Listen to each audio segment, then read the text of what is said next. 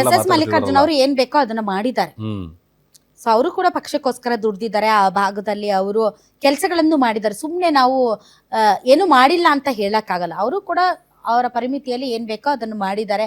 ಮಗನನ್ನ ಗೆಲ್ಲಿಸಿಕೊಳ್ಳೋದಕ್ಕೆ ಅಥವಾ ಕಾಂಗ್ರೆಸ್ ಅಭ್ಯರ್ಥಿಯನ್ನ ಗೆಲ್ಲಿಸಿಕೊಳ್ಳೋದಕ್ಕೆ ಎಷ್ಟು ತಗ್ಗಿ ಬಗ್ಗಿ ನಡಿಬೇಕೋ ಅದನ್ನ ಮಾಡಿದ್ದಾರೆ, ಇಲ್ಲ ಅಂತ ಹೇಳಲ್ಲ. ಯಾಕಂದ್ರೆ ನಾನು ಕೂಡ ಗ್ರೌಂಡ್ ರಿಪೋರ್ಟ್ ಮಾಡಕ್ ಹೋಗಿದ್ದೆ. ಅಲ್ಲೇ ಅವ್ರ ಆಟಿಟ್ಯೂಡು ಮತ್ತೆ ಅವರೆಲ್ಲ ನಾಯಕರನ್ನ ಕರೆಯೋದು, ಇನ್ಫ್ಯಾಕ್ಟ್ ಅವ್ರ ಕಚೇರಿ ತುಂಬಾ ಮುಸಲ್ಮಾನ್ ನಾಯಕರೇ ತುಂಬಿದ್ರು. ಏನ್ ಹೇಳಿ, ಕಚೇರಿ ತುಂಬಾ ಬರೀ ಮುಸಲ್ಮಾನರೇ ತುಂಬಿದ್ರು. ಅಷ್ಟರ ಮಟ್ಟಿಗೆ ಅವ್ರು ಮ್ಯಾನೇಜ್ ಮಾಡಿದ್ದಾರೆ.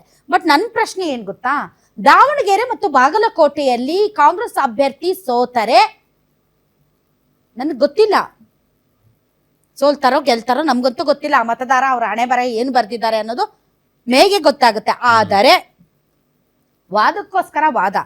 ಇವಾಗ ನೀವು ಏನು ದಾವಣಗೆರೆಯಲ್ಲಿ ಮುಸಲ್ಮಾನ ಮುಖಂಡರ ಮೇಲೆ ಶಿಸ್ತು ಕ್ರಮ ತೆಗೆದುಕೊಳ್ತಾ ಇದ್ದೀರಿ, ಏನ್ ಕಾರಣ?